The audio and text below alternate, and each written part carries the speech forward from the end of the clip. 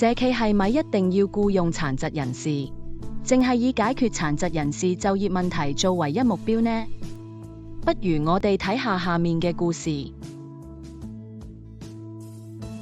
喺香港嘅深水埗，有間主打賣手沖咖啡嘅社企，店長 Katrina 嘅經營理念係希望透過咖啡建立跨世代嘅社區聯繫。Katrina 由細到大都喺深水埗生活，對記憶中嘅老香港風情情有獨鍾，希望將香港嘅傳統文化傳俾下一代。於是佢請咗一啲做咗餐飲業好多年嘅退休長者做導師，希望佢哋可以分享餐飲經驗嘅同時，講下老香港嘅故事。喺活動入面，大家都會好自然咁講起社區嘅發展歷史。係啊，我喺中央飯店做咗幾十年廚師，我估深水埗嘅街坊應該都食過我煮嘅飯㗎。我阿嫲最中意週末帶我去嗰度食鹹水角，我都係，嗰度嘅鳳爪真係好好味。我哋有時都會派啲老人餐，送免費餐飲俾社區唐樓嘅住戶。通過跨世代嘅溝通，呢間社企嘅使命逐步由促進跨世代聯繫、樂活老齡同扶貧，擴展到關注其他社會議題。佢哋講起自己嘅人生閱歷，我都係一步一步學習先至行到今日呢一步㗎。總之，生活無論遇到咩困難都唔好放棄。社區長者鼓勵年輕人積極面對困難，咖啡店加強咗社區嘅聯繫，同埋幫到年青人提升抗逆力。長者住店，佢哋都可以增加啲收入，降低高齡貧窮率，達到樂活老齡。佢哋都會不時搞啲沙龍活動，齊唱粵語金曲，加強文化傳承。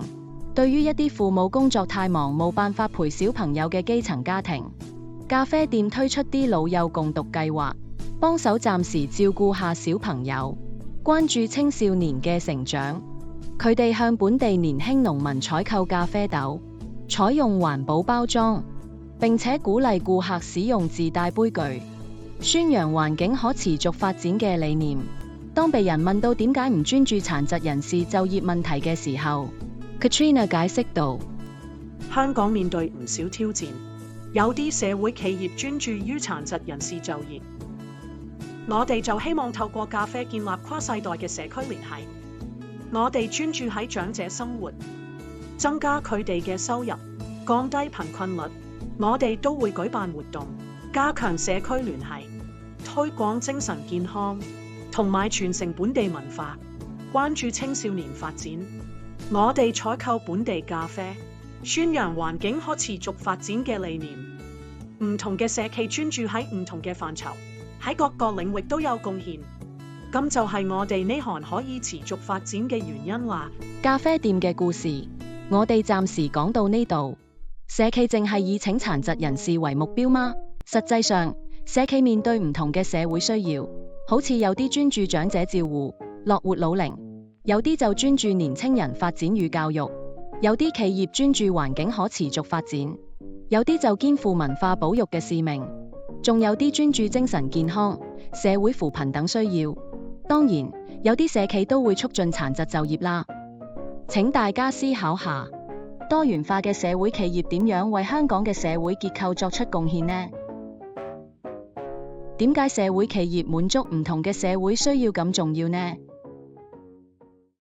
請喺評論區同我哋分享你嘅睇法同經歷，同我哋一齊探討，一齊支持彼此。